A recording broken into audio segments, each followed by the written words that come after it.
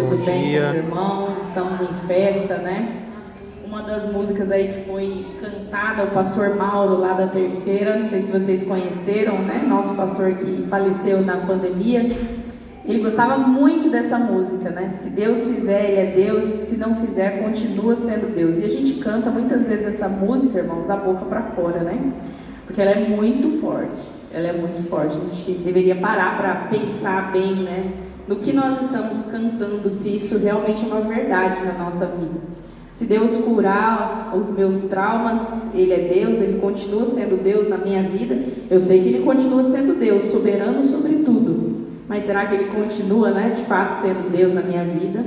É algo para a gente pensar, uma música de fato muito forte, né, meus irmãos? Deixa eu só achar aqui para a gente começar então a nossa fala de hoje, que é sobre superar traumas na família. Irmãos, como os irmãos sabem, eu não sou pastora. Eu sou cristã, mas não sou pastora, eu sou psicóloga, né, de formação. E eu acredito que quando as igrejas me chamam para falar, eles também querem ouvir uma perspectiva bíblica, sim, mas também uma perspectiva da ciência, né, sobre os nossos traumas. Então, acredito que é por isso também que me chamam. Assim, a família, a gente sabe que é a base da sociedade, porque Deus quis assim. Lá no início, Deus pensou em família, e Deus juntou lá Adão e Eva, e estabeleceu a primeira família. Lá no Salmo 68:6 também diz assim, que a Bíblia, Deus quer que o solitário habite em família. E lá em Gênesis 12:3 também diz assim: e em ti serão benditas todas as famílias da terra. Pensando nisso, nesses versículos que são muito bonitos sobre a família, a gente pode dizer que toda a família é uma família de comercial de margarina? Aquela família que está todo mundo sorrindo, feliz, alegre, no dia a dia, na segunda-feira. O pastor lá da Terceira, ele diz assim que é fácil, né, a gente ser família no domingo da igreja, no sábado, mas na segunda-feira é que o evangelho, de fato, ele precisa acontecer nas nossas vidas. Dentro da igreja, às vezes a gente está quebrando o pau no carro, o casal, mas aí chega e dá aquele sorriso, né, para os irmãos, para dar uma disfarçada na briga, não é verdade? Então, nós precisamos, assim, lidar com a verdade. Eu creio que Deus, Ele deseja que a gente fale a verdade, mesmo na igreja, porque às vezes a gente coloca uma capa de crente e a gente não fala a verdade, e a gente não é transparente. Eu me lembro, não sei quem fez aqui o curso Aliança.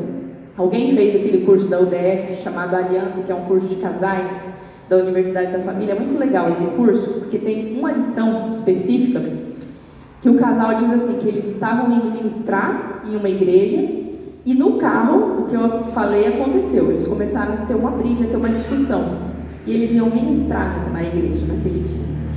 E aí eles chegaram na igreja e falaram: e agora, né? Como é que a gente vai ministrar? Um de cara virada para o outro. Não tinha como resolver a situação em 1 minuto antes de pregar. Então, houve a apresentação na igreja e chamaram o casal, falaram assim: olha, agora nós queremos chamar, e colocaram a bola deles lá em cima, né? Currículo onde eles são coordenadores, diretores, não sei das quantas e tal, e chamou o casal. E o casal disse assim: olha, irmãos, obrigado pela apresentação, pastor e tudo mais, mas nós não vamos falar nessa manhã, porque eu preciso falar a verdade para os irmãos.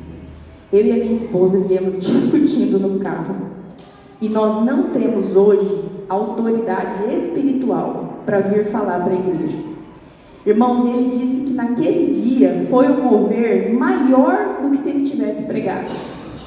Porque Deus trabalha na verdade, e não na mentira, e não na falsidade, e não naquilo que é uma capa, né? E não naquilo que a gente veste só para mostrar para os outros que a gente é. Então é muito importante sabermos disso. Por isso que nós vamos falar hoje sobre algo muito profundo, né? Que são traumas. Então, toda a família tem problemas, irmãos. Toda a família. Nas relações mais íntimas e mais próximas é que o problema se estabelece. Eu falo assim que hoje, eu casada, eu namoro meus pais e eu brigo com meu marido. Porque eu estou mais próxima dele agora, não é verdade?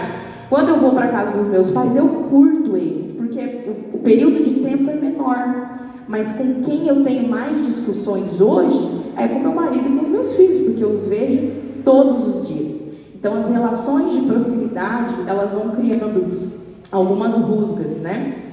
A família, ela precisa ser também, irmãos, além de ser um lugar de verdade, onde nós falamos a verdade, ela precisa ser um lugar onde a gente sente também certo alívio.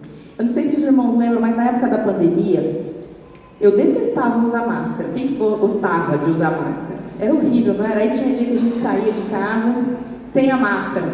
Ah, meu pai, aí tinha que voltar para pegar a máscara, aquela dificuldade, né?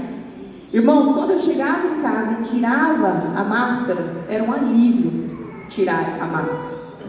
Estou em casa, ufa, graças a Deus. É mais ou menos isso que precisa ser a nossa casa, porque muitas vezes no mundo aí fora a gente é forçado a usar algumas máscaras, né? A máscara da pessoa boazinha, a máscara do muito estudioso, a máscara do muito competente. Mas quando a gente chega em casa, de fato a gente mostra quem a gente é. A gente tira as nossas máscaras e isso é bom, a gente ter um ambiente onde nós fazemos isso. Na família, irmãos, nós encontramos violência, traumas relacionados à violência. Qual foi a primeira violência, o ato violento na Bíblia? Aconteceu aonde? Vocês lembram? O pastor vai falar para nós. Abel. Caim e Abel, uma família. Família perfeita? A primeira família, um irmão matou o outro irmão. Imagina o trauma para esses pais. A primeira família, né?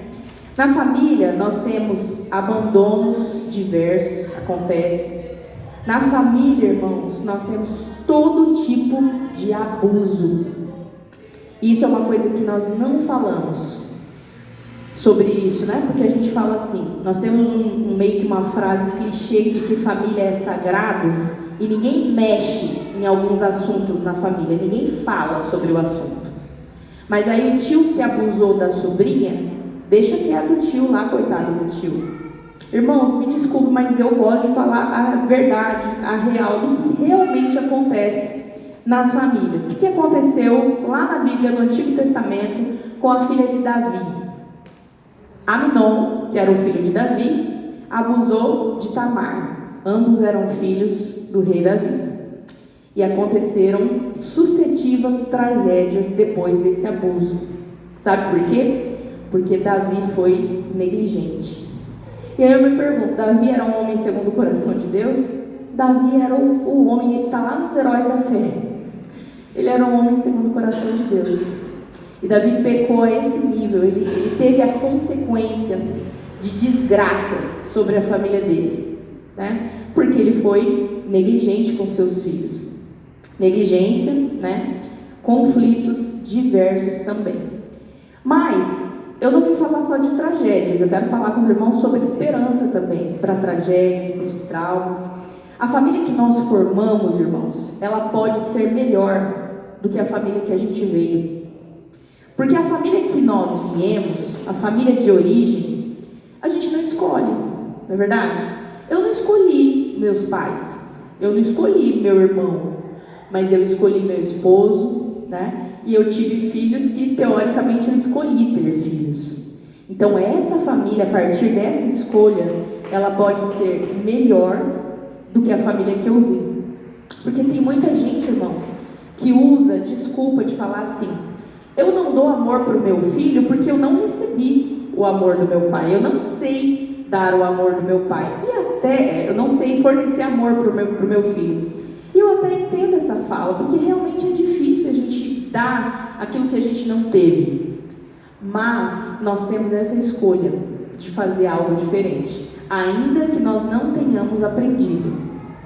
Tem alguns momentos, eu fui criada num contexto onde os meus pais, eles são assim, muito criteriosos. Eu falo que eles têm toque de limpeza e organização.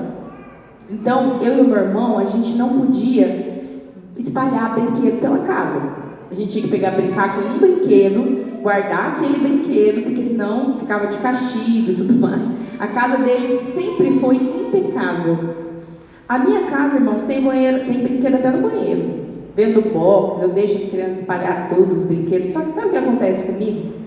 Quando os meus pais vão à minha casa, eu sinto a necessidade de recolher tudo, porque eu me sinto ainda querendo a aprovação dos meus pais. Olha só, eu preciso fazer isso? Não. Eu posso dizer para eles: pai, mãe, legal a maneira como vocês me criaram, mas eu crio os meus filhos de uma outra forma, mas eu ainda sigo querendo uma aprovação, e eu observo isso no meu comportamento muitas vezes, né? E aí você pode pensar aí na sua cabeça as coisas que você faz também, né, relacionadas à sua família. A base, irmãos, da nossa família, que a gente formou pelo menos, precisa ser Jesus. Sem Jesus não tem esperança para as nossas famílias. A gente viu aí essas tragédias das famílias do Antigo Testamento. O que é um trauma, irmãos? Trauma é um acontecimento que marcou a pessoa de uma forma muito profunda, impedindo-a de crescer ou desenvolver-se em alguma área específica da vida. E o prejuízo do trauma, ele pode ser consciente ou inconsciente. Mas aí, a gente também precisa tomar cuidado hoje, porque a gente vive uma era, irmãos, muito cheia de mimimi, não é verdade? Tudo é trauma, né? Então meu marido fala assim: meu Deus, não aguento mais ouvir as pessoas falar de trauma. Quando você fala assim, tem que dar uma palmada nesse menino. Não pode dar uma palmada, porque vai traumatizar a criança. O que a Bíblia diz sobre a vara? Não retém a vara, porque aquele que não corrige o seu filho, na verdade, não o ama. É isso que a Bíblia fala sobre isso. Então a vara não vai traumatizar o seu filho, a vara vai educar o seu filho. Mas que absurdo que a psicóloga está falando. Mas é o que a Bíblia diz. E eu não vou contra o que a Bíblia diz. Mas é algo que o mundo diz que causa trauma. Então nós precisamos ter cuidado também com a definição de trauma. O que é trauma? A gente hoje não pode falar nada para as pessoas, que as pessoas falam assim: ai, fulano ficou traumatizado. Então eu preciso entender que algumas questões não são trauma. São, inclusive, obediência nossa à palavra de Deus. Por exemplo, né? Quando que a gente não consegue perceber que algo é resultado de um trauma, mas que me afetou? Vamos supor que já aconteceu, eu já atendi, por exemplo, homossexuais que falam assim: eu sou crente, eu fui criado na igreja, mas eu não consigo. Eu não consigo. E aí, irmãos, observando às vezes a história de vida, às vezes não tem abuso, sabia? Às vezes tem. Às vezes aconteceu abuso, mas às vezes não. Às vezes sabe o que aconteceu? A mãe traiu o pai a vida toda e o filho viu. E o que a cabeça dele fez? Ele não consegue identificar. Não veio de uma forma consciente, mas a cabeça dele pensou assim: mulher não presta. É melhor eu me relacionar com homens. Ou o contrário. Meu pai não foi suficiente para minha mãe, desculpa a palavra, mas meu pai foi sem vergonha, então eu não quero homem para minha vida. Homem não presta. Eu vou me relacionar com mulheres. E assim o trauma vai se estabelecendo, até muitas vezes de forma inconsciente, nos relacionamentos das pessoas que têm algum tipo de trauma. Como é que o trauma, irmãos, afeta o cérebro cognitivamente? O córtex pré-frontal, ele é afetado pelo trauma, e é justamente a área que dá sentido e propósito para as nossas vidas.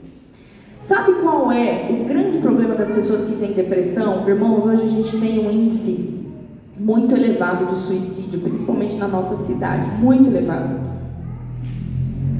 Alguns dias atrás, teve um enfermeiro da Santa Casa que ele pulou do quarto andar, se matou.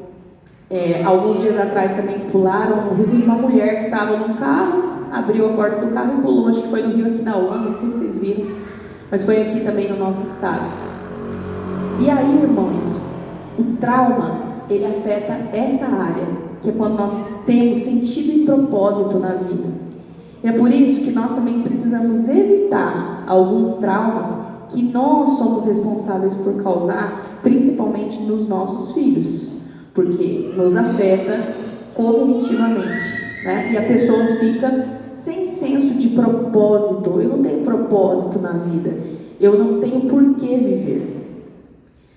Por isso, a depender do trauma, a pessoa fica, por exemplo, suscetível à depressão, né? E aí muitas vezes acontece até o próprio suicídio. Mas hoje a ciência, assim, ela não dá uma resposta única para o trauma, sabe? Não dá pra gente dizer assim, essa pessoa é traumatizada porque ela foi abusada no passado. Não, acontecem várias coisas, né? São vários fatores que podem desencadear um trauma e não um só. A gente não bate o martelo dizendo que é um só.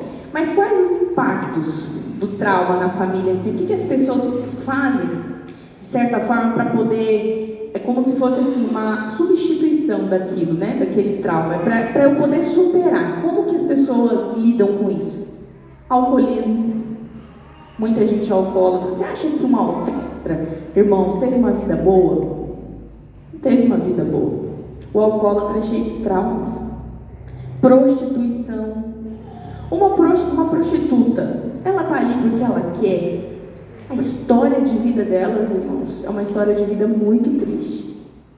Vícios diversos. Sabia que o próprio vício no celular pode ser resquício disso? Pode ser resquício de solidão, pode ser resquício de trauma. Gravidez precoce. Muitas meninas que não têm a validação do pai em casa engravidam muito cedo. Comunicação violenta, repetição de padrões negativos, dificuldade de confiar nas pessoas, de se abrir, de expressar afeto. Tudo isso é trauma, tudo isso é gente ferida. Isolamento emocional, disfunções sexuais, relacionamentos quebrados, tudo isso é resultado de trauma. Quais são os sinais de um trauma, que um trauma precisa ser tratado, que eu preciso olhar para isso, cuidar disso? Silêncio ou negação. Sabe a família que silencia, que eu falei lá, que ninguém fala sobre isso? Não, nessa família, ninguém fala mais sobre o abuso que o vô cometeu com a neta. Isso é negação. Isso não cura nada. Isso é empurrar a sujeira para debaixo do tapete. Isso é prejudicar a vida de uma pessoa em detrimento da outra. Isso é eu colocar a culpa, muitas vezes, na vítima do que no próprio agressor. Então, é um sinal de que nós precisamos tratar o trauma, quando a família ou a própria pessoa entra em negação, né? Sabe aquela pessoa que está num luto eterno? 5 anos naquele luto eterno e que nega isso? Sinal que precisa tratar o trauma. Ansiedade, depressão, explosões e falta de controle emocional também. Problemas de vínculo entre membros da família, sabe? Pai que não consegue a conexão com o filho adolescente, né? O que é isso? Pode ser resquício de trauma, que muitas vezes você não sabe que ocorreu no seu filho. Evitação do contato e evitar falar do passado. Irmãos, aquilo que não é falado é repetido. O que eu não falo, o que eu não ponho para fora, eu repito em forma de comportamento. E aí os crentes chamam isso, muitas vezes, de maldição hereditária. Para mim é comportamento repetido. Não sei se os irmãos acreditam em maldição hereditária, mas eu creio, eu não sei, né, se o pastor crê, mas eu creio que existe uma repetição de padrões de comportamento numa família. Não que Deus lança uma maldição que vai para o vô, que vai para o filho, que vai... Eu não acredito nisso. Mas tem várias linhas teológicas, né, pastor, para falar sobre isso. Depois vocês cobram do pastor uma explicação, irmãos, sobre essa questão da maldição hereditária. Mas para mim é uma repetição de comportamentos que não foram tratados. Ninguém falou sobre isso, né? E acontece às vezes sem explicação, sabe? A avó que engravidou antes de casar, aí a filha, aí a neta, aí todo mundo fala: por que será que acontece isso? Será que alguém está falando sobre sexo com essas meninas na família? Ou será que esse é um tema tabu que a família não fala? E é meu papel como mãe falar com a minha filha sobre isso, e eu não falo, e pode gerar um padrão de comportamento, né? Caminhos para a gente superar o trauma, então, irmãos: colocar Deus no centro. Esse é o primeiro passo, né? Eu acredito que isso é até meio óbvio de falar numa igreja, que a gente precisa colocar Deus no centro da nossa vida, entender que o passado, ele não pode ser um lugar de residência, onde a gente mora, mas o passado, ele tem que ser um lugar de referência, né? É como se fosse o retrovisor de um carro. O retrovisor de um carro, ele é referência para eu ter cuidado com o que está atrás, não é verdade? Mas ele não é o lugar onde eu estou, é um lugar onde eu olho para trás. Eu posso olhar para o passado como uma referência, talvez até do que não fazer, mas não como uma residência para eu morar ali, né? Uma outra coisa, irmãos, um outro caminho para a superação, tá? Isso é muito sério. Terapias, mas com evidência de resultado. Terapia que vai me ajudar. E aí eu vou dizer uma coisa que acontece muito nas igrejas que a gente tem que ter cuidado. Parece que o crente, irmãos, eu não sei se vocês veem isso também, mas às vezes parece que nós crentes a gente é muito ingênuo. E, irmãos, lá na minha igreja eu tenho uma pessoa que eu falei, gente, como é que pode, né? Que está procurando uma terapia de usar um imã na barriga para atrair neném. Aí eu pergunto para os irmãos, o que é isso? O que é isso que nós temos deixado chegar dentro da igreja? É uma superstição, não é? Mas é um tipo de terapia que foi apresentado para essa pessoa. Entende? Então hoje a gente tem, por exemplo, microfisioterapia, a gente tem uma tal de hipnose, a gente tem constelação familiar. Essa é perigosíssima, irmãos, perigosíssima. É quase um centro espírita que se faz na constelação familiar. E não tem evidência científica nenhuma de resultado. Irmãos, isso tem chegado dentro das igrejas. Vai lá fazer a constelação familiar que você vai se curar do seu trauma. E aí, eu queria dizer uma coisa muito séria para os irmãos. Quando Saul ele ia ter uma batalha contra os filisteus, ele foi consultar uma feiticeira. Quem se lembra dessa história?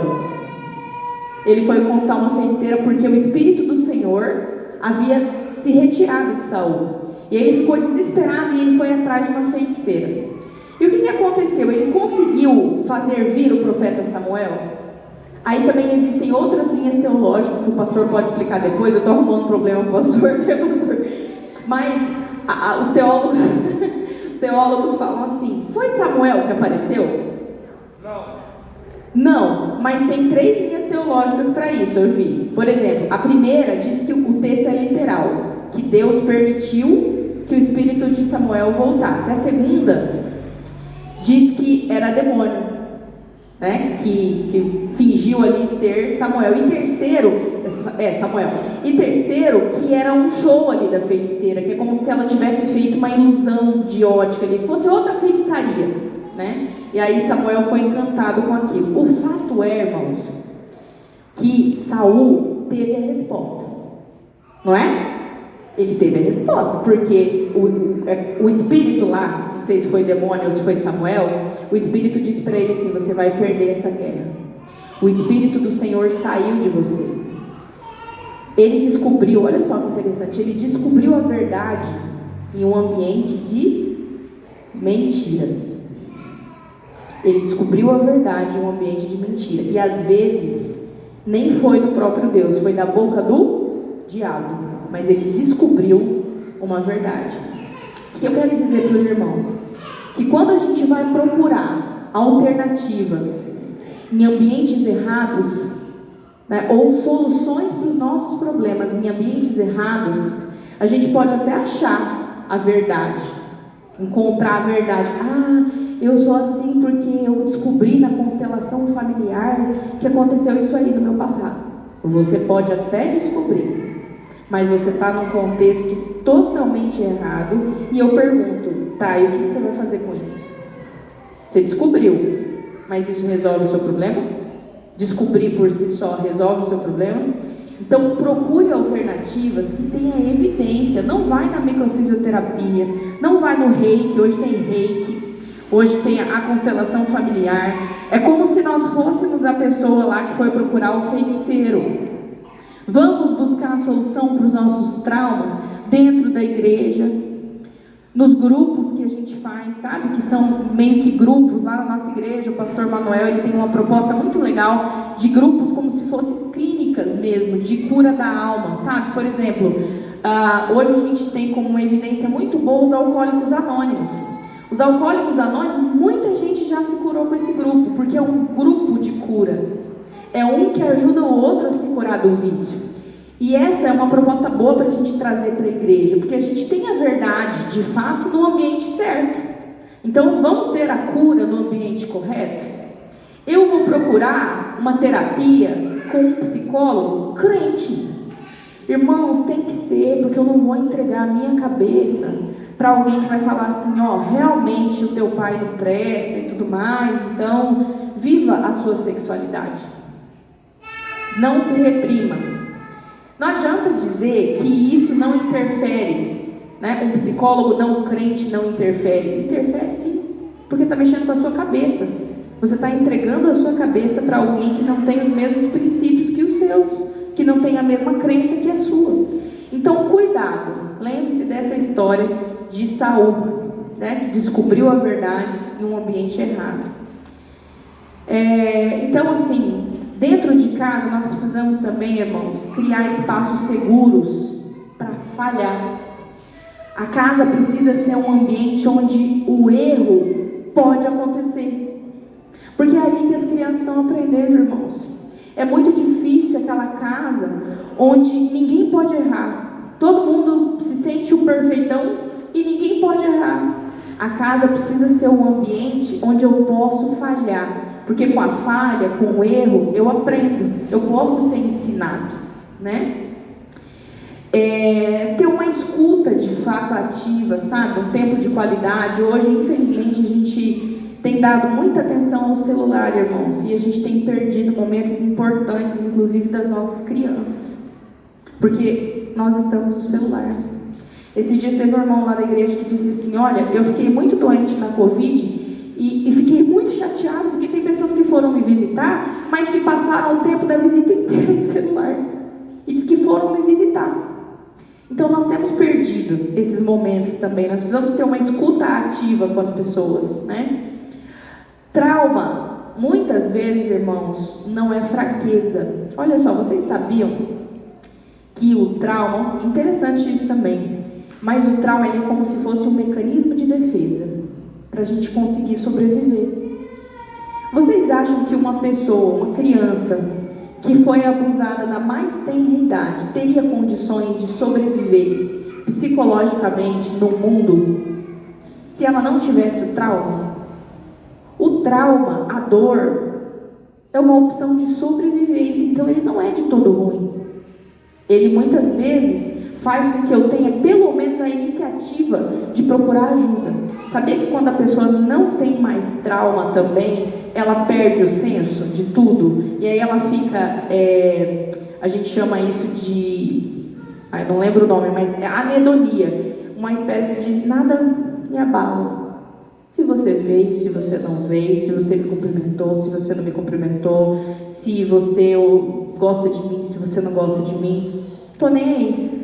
Quando a pessoa chega nessa situação de anedonia, é a hora que ela comete suicídio. Porque ela vive no eterno, tanto faz. Se eu ainda tenho trauma, se eu ainda choro, se eu ainda falo com Deus, se eu faço igual Davi, né? Mando Deus matar todo mundo, esperneio na oração, eu ainda tenho movimento na vida. Eu ainda tenho perspectiva de propósito. Então o trauma não é de todo ruim, porque existe algo ainda que eu preciso falar com Deus. Existe algo, né? Isso é muito legal, é muito assim, importante a gente olhar também para o trauma com outros olhos. E aí a gente vai falar também algo sobre o perdão, porque geralmente o trauma, irmãos, ele acontece porque alguém fez algum mal para nós. Às vezes o trauma não acontece por outra pessoa, mas às vezes o trauma acontece por uma situação, né? A pessoa teve um acidente, aí ficou traumatizada. A pessoa perdeu um bebê, né? Aí ficou traumatizado. Morreu um filho, ficou traumatizado. Não tem ninguém que feriu. Aí tudo bem, eu não preciso perdoar ninguém. Mas alguns precisam se liberar até para achar que tem que perdoar a Deus, né? Deus é soberano sobre tudo, mas alguns acham que tem que perdoar a Deus. O perdão, irmãos, ele é libertador. Eu acho que vocês já ouviram também inúmeras vezes aqui, por isso que eu não queria assim repetir sempre as mesmas coisas. Mas o perdão, eu queria falar algumas coisas diferentes sobre o perdão, que é que o perdão pode ser também um processo individual. Eu não preciso ir lá falar com a pessoa sempre. Ó, fulano, eu te perdoo. Sabe por quê? Porque às vezes, quando eu faço isso, a pessoa vai falar assim pra mim, mas você me perdoa por quê? E aí eu arrumo outra mágoa. Não é verdade? Então, às vezes, o perdão, ele precisa ser comunicado. Eu só preciso trabalhar com Deus esse perdão. Eu sei o que a pessoa me fez, eu sei o que me feriu, e eu vou trabalhar isso aqui com Deus. Isso aconteceu na vida do meu marido, sabia? Meu marido tinha um trauma muito grande com relação ao pai dele. E ele não precisou falar com o pai, porque ele tinha esse receio também. Se eu for falar com meu pai, ele falar para mim que eu tenho que perdoar ele, eu vou ficar muito mais bravo. Eu acho que daí eu vou desistir do perdão. Então é melhor eu orar a Deus e perdoar. E eu me lembro que aconteceu o perdão quando meu sogro estava internado. Meu sogro já faleceu. E quando meu sogro estava internado, o meu marido em oração conseguiu perdoar o pai. Então não necessariamente a gente precisa ir lá com a pessoa que nos feriu e falar, né, do perdão. Ele pode ser, algumas coisas que aconteceram na nossa vida, irmãos, elas não exigem uma conversa, dispensa a conversa, né? Os benefícios emocionais que a gente pode ter do perdão: redução do estresse e da raiva, reduz sintomas de ansiedade e depressão, melhora a qualidade do sono, melhora a autoestima, regula a pressão arterial e cardíaca, olha isso. Então a falta de perdão adoece, a gente pode chegar a essa conclusão. E aí, eu quero falar outra coisa para os irmãos também. É possível sempre, os irmãos acham que é sempre possível reatar um relacionamento quando alguém te causou algum trauma? Queria ouvir dos irmãos, o que os irmãos pensam? É possível reatar? Nem sempre? Alguém tem alguma outra resposta? Alguém acha que sempre é possível reatar? Alguém acha também, mais ainda, que essa é a vontade de Deus? Difícil essa pergunta, né? Mas é a vontade de Deus que a gente reate relacionamentos com pessoas que nos traumatizaram de alguma forma? É a vontade de Deus? O que os irmãos acham? O que a Bíblia diz? No que depender de vós, tende paz com todos. Paz.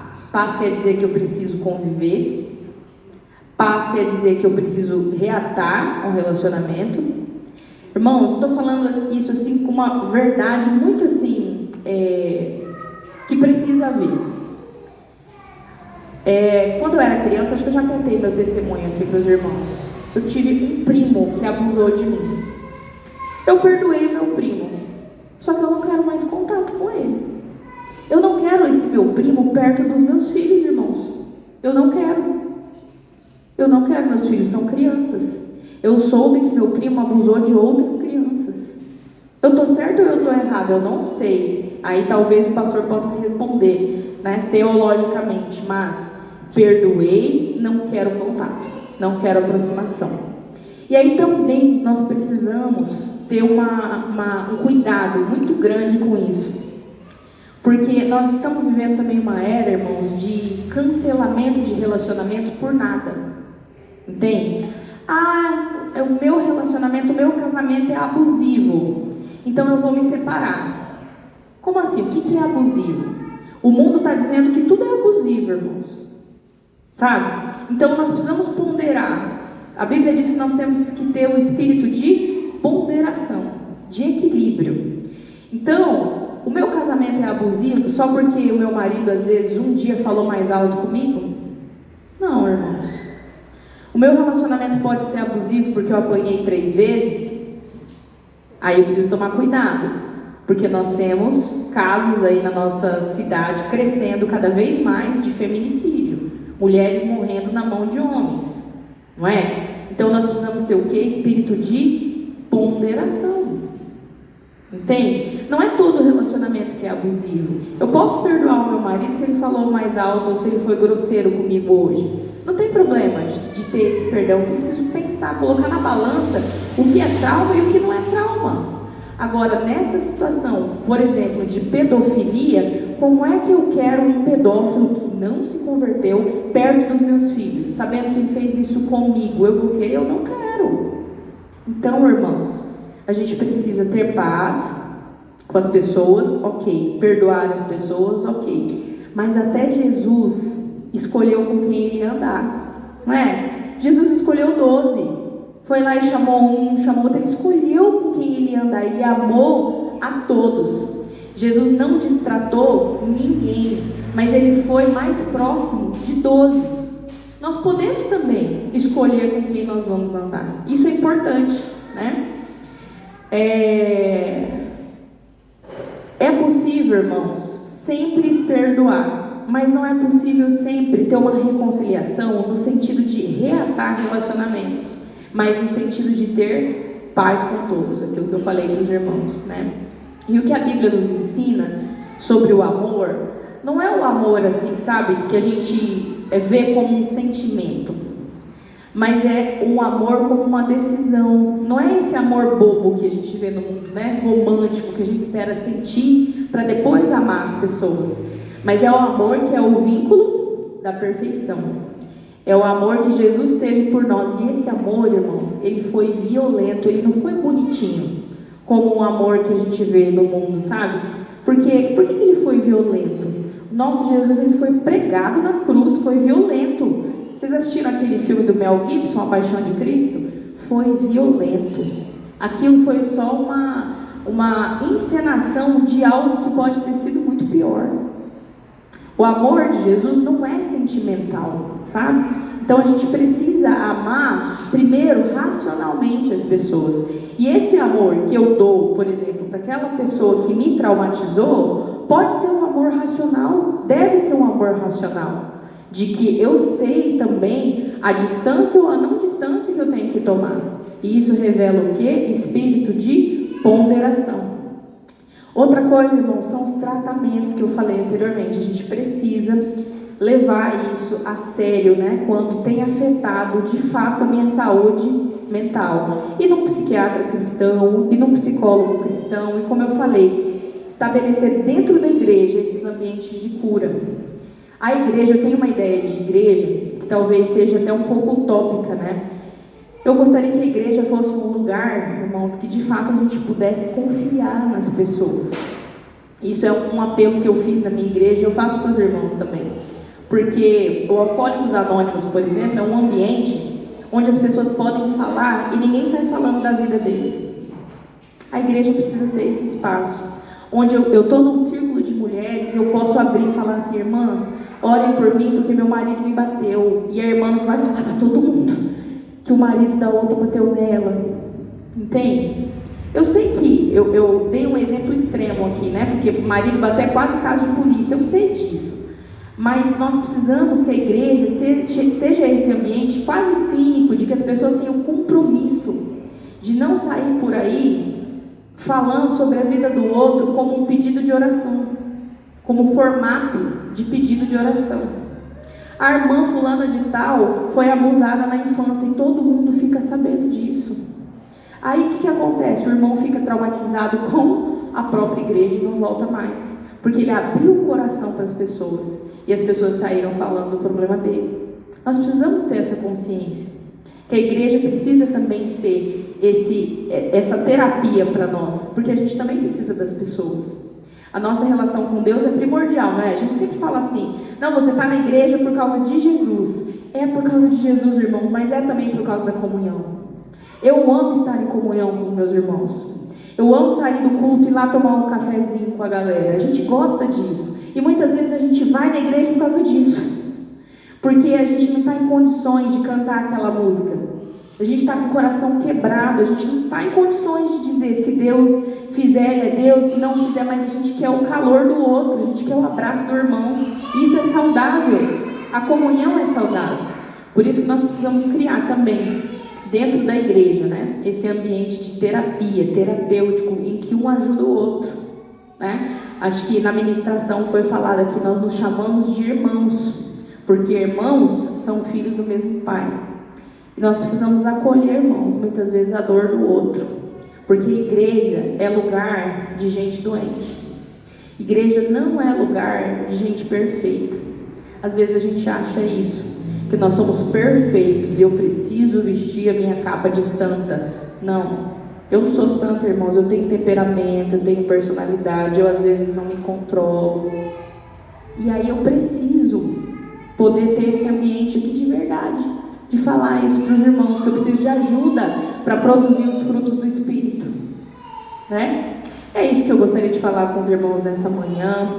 Eu queria também reforçar que a minha parceria com a igreja, né, que há algum tempo atrás eu falei com o pastor, que para os irmãos das igrejas batistas a gente faz também um atendimento mais acessível. Então quem quiser o meu telefone pode entrar em contato com o pastor que eles têm, com a esposa do pastor que eles têm, tá bom, irmãos? Agradeço pela oportunidade nessa manhã. Obrigada, Deus abençoe.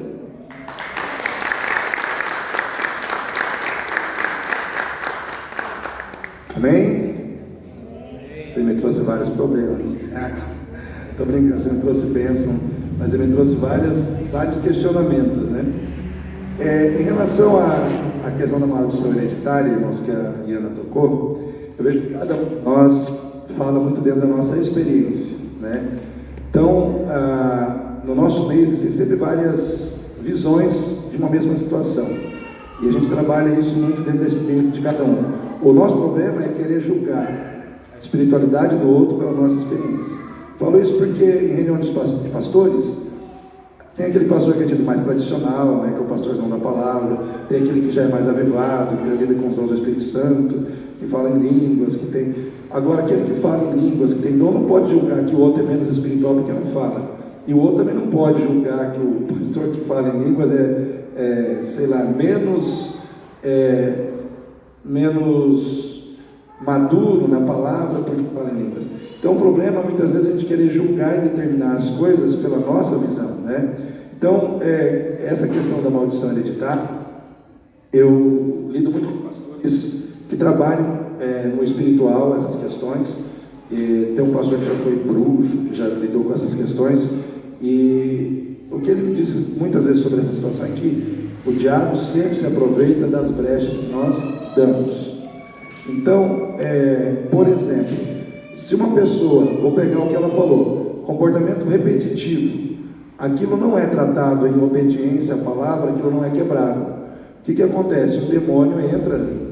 Por quê? Porque o diabo não é bobo. Se ele vê uma brecha na sua vida e na minha, ele vai se aproveitar para trabalhar aquilo ali. Então ele começa a trabalhar aquela situação no sentido de transferir, ou de trabalhar para que aquilo seja transferido na vida de outras pessoas, tanto aproveitando o comportamento repetitivo, como também agindo espiritualmente. Vou dar um testemunho da minha família. O meu avô, o pai do meu pai, que o negócio veio da família do meu pai, ele tinha fazenda em Bonito, e foram 13 filhos, e tinha um cemitério dentro da fazenda. Essas coisas eu não costumo falar muito, né, mas me senti no coração de falar hoje. Esse meu avô, nessa época se fazia muita bruxaria para ter as coisas, para ter dinheiro, para ter posse, e ele era envolvido com essas coisas. Ele foi no cemitério da fazenda, sei lá, uma meia-noite, que horário que foi, cravou um punhal lá no cemitério e dedicou toda a descendência dele a Satanás. Agora eu pergunto, isso tem efeito ou não tem? É claro que tem, né? Não dá para dizer que por trás disso aí existe só um comportamento repetitivo. Existe uma consagração espiritual feita por um patriarca, consagrando toda a sua família a uma entidade, a um ser, porque nós não podemos ignorar que, como existe Deus, existe Satanás. O que aconteceu na família do meu pai? Todo mundo começou a entrar no espiritismo, e ninguém gostava de igreja crente. Ou seja, ali a briga era ferrenha. Ou você se convertia a Cristo, ou você entrava para a bruxaria. Não tinha meio termo, não tinha nem ideia de catolicismo. Ou era do lado de cá ou do lado de cá. E Deus usou a família do meu pai, e aí através do meu pai, através da minha vida, aí eu entro nessa história, né? Porque eu nasci espiritualmente dentro de uma experiência de uma igreja pentecostal, né? Então os irmãos viram que o pastor de sexta-feira que trouxe revelações, né? Foi falando assim que uma pessoa sentia ali, aqui, lá. Então a experiência que a minha família teve foi assim. E num culto desses, o pastor usado pelo Espírito Santo, ele disse assim: olha, o Espírito Santo de Deus me revela que a senhora tem um neném na barriga. Era minha mãe. E minha mãe, ela estava tomando garrafada no centro espírita para derrubar o neném que era eu, né? Porque foi dito para ela que era uma enfermidade. Ela ia no médico, fazia os exames da época, não sei se na época tinha ultrassom, não sei quanto tempo tem ultrassom já. Velho. Eu sei que ela fazia os exames e não dava gravidez. Olha só como é que era o esquema de Satanás, era terrível. O que aconteceu? Minha mãe acreditou que era uma doença.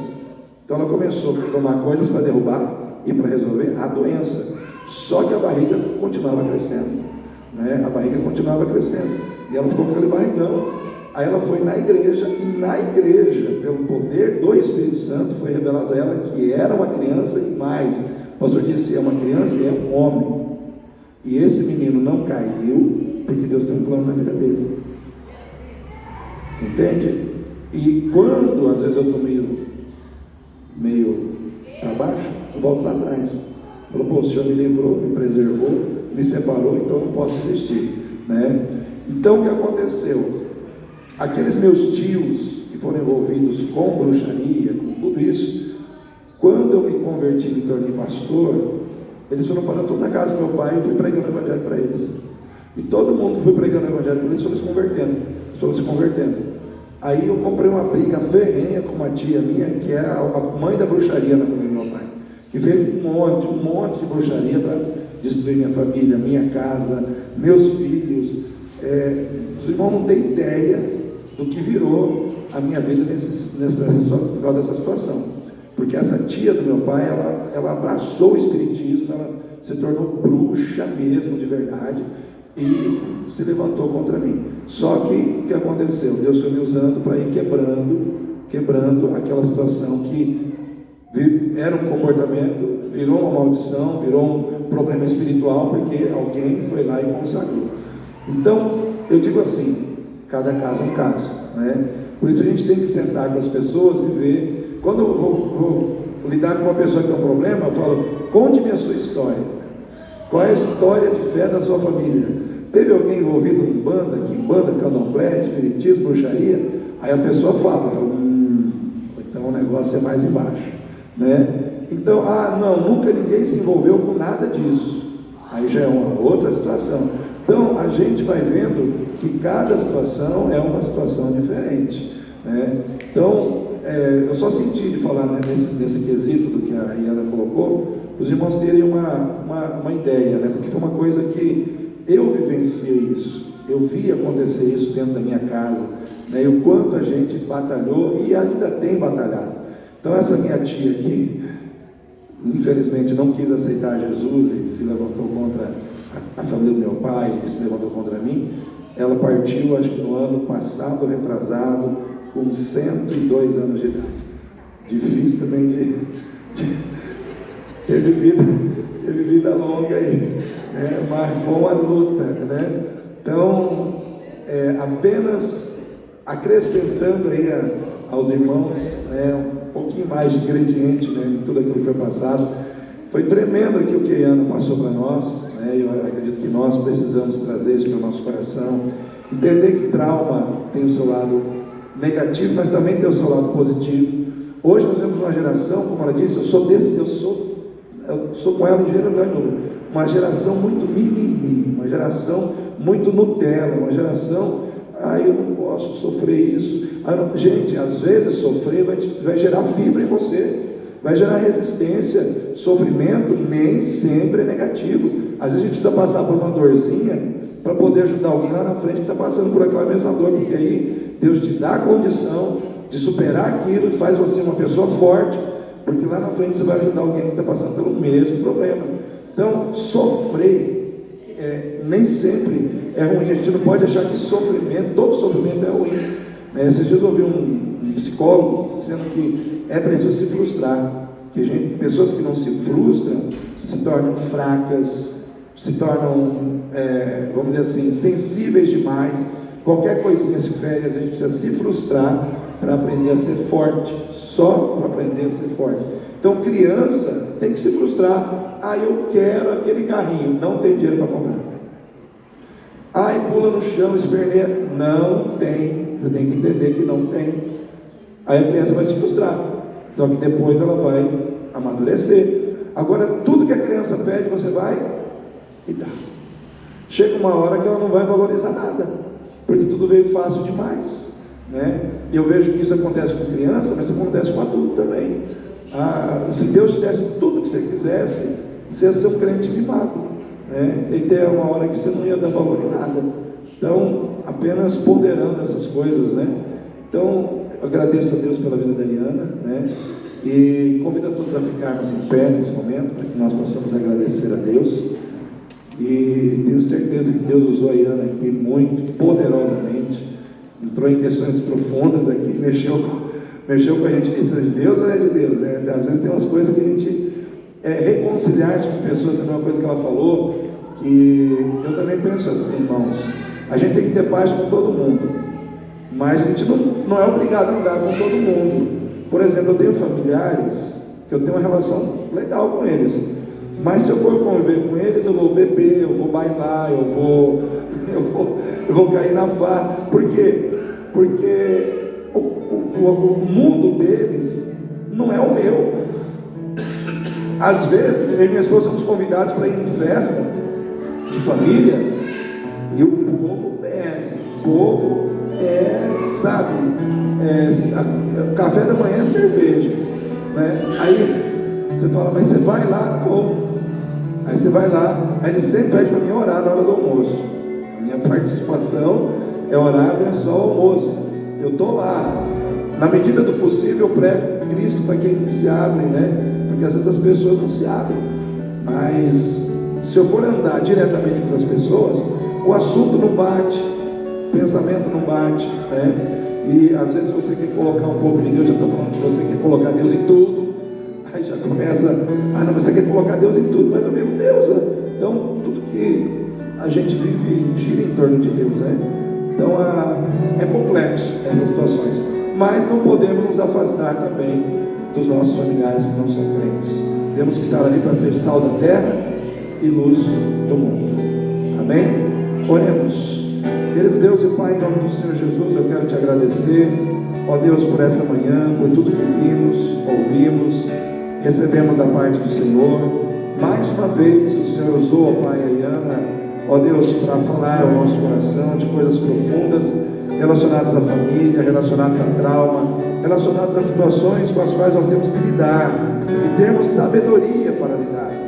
E o Senhor é Deus para nos dar essa sabedoria à medida que nós nos enchemos da Tua palavra, a sabedoria que vem do céu, aquela sabedoria, Senhor Deus, ó Pai, que faz com que nós não sejamos discernidos por ninguém, mas que nós possamos discernir bem todas as coisas, porque é isso que nós precisamos, discernimento. Às vezes precisamos discernir o espiritual do emocional, precisamos discernir aquilo que é físico do que é espiritual, precisamos discernir, meu Pai, muitas vezes a nossa própria vida, entender, ó Deus, por que nós estamos muitas vezes vivendo determinadas situações, que o Teu povo tenha discernimento, Senhor, discernimento da parte do Senhor, e que nós possamos aplicar tudo aquilo que o Senhor nos ensina através da Tua palavra.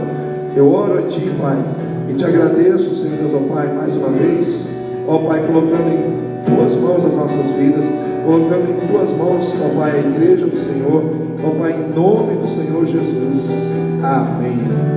Amém. Deus abençoe a todos. Aquele abraço.